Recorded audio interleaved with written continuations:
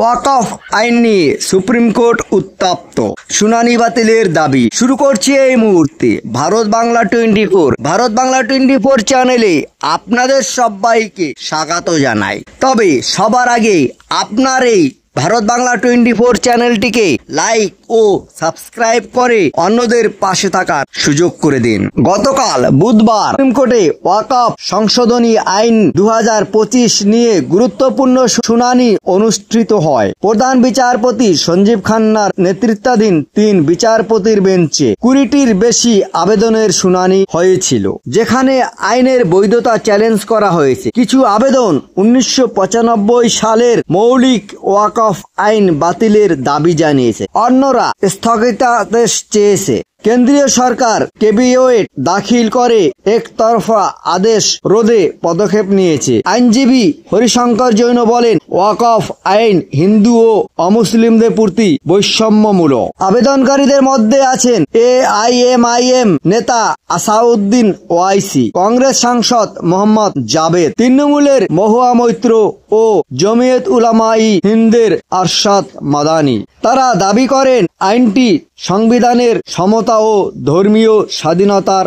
অধিকার লঙ্ঘন করে। এদিকে বিপরীতে রাজস্থান, হরিয়ানা, মধ্যপ্রদেশ, আসাম, উত্তরাখণ্ড, মহারাষ্ট্র ও ছত্তিশগড় সংশোধনী আইন সমর্থন করেছে। আবেদনগুলি ওয়াকফ কাউন্সিলে অমুসলিমদের অন্তর্ভুক্তির বিধানেরও বিরোধিতা করে। বিশেষজ্ঞরা মনে করেন এই শুনানি ধর্মীয় ও আইনি বিতর্কের নতুন মাত্রা তৈরি করবে। আদালতের সিদ্ধান্তে ওয়াকফ সম্পত্তির ব্যবস্থাপনা ও সংখ্যালঘু অধিকারের উপর দীর্ঘমেয়াদী প্রভাব ফেলতে পারে। রাজনৈতিক মেরুকরণের আশঙ্কাও রয়েছে। এদিকে ওয়াকফ সংশোধনী আইন না মানলে হতে পারে জেল জরিমানা, জানিয়ে দিলেন শীর্ষ আদালত।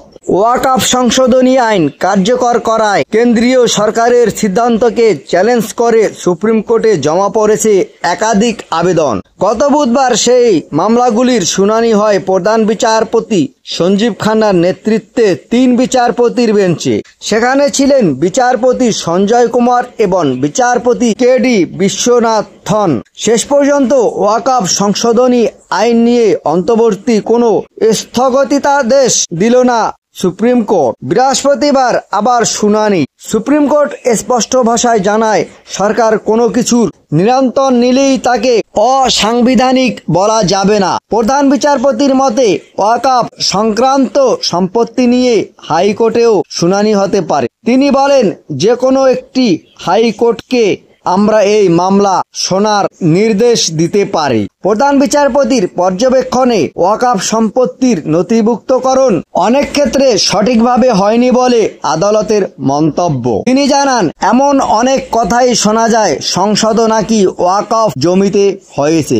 আইনজীবী কপিল সিব্বল ও অভিষেক মনু সিংঘতি বিষয়টি নিয়ে উদ্বেগ প্রকাশ করেন। সিব্বলের মন্তব্য, ওয়াকফ আইন লঙ্ঘন করলে জেল হতে পারে, এটি কঠোরতা। প্রধান বিচারপতির জবাব, অনেক কাজই জরিমানা দিতে হয়, তাই এটাও ঠিক। সংবিধান বনাম ধর্মীয় রীতিনীতি। বিচারপতি বিশ্বনাথন জানান, সংবিধানের 26 নম্বর ধারায় ধর্মীয় প্রতিষ্ঠান পরিচালনার অধিকার দেয়, তবে ধর্মীয় আচার অনুষ্ঠানের সঙ্গে এর সরাসরি মিল নেই। তিনি বলেন, ধর্মীয় আচারের সঙ্গে সংবিধানের ধারাকে গুলিয়ে ফেলা যাবে না। ওয়াকফ বোর্ডে অমুসলিম সদস্য ইস্যু। সিব্বল প্রশ্ন তোলেন, নতুন আইনে অত্যন্ত 2 জন অমুসলিম সদস্য রাখার বিধান কেন?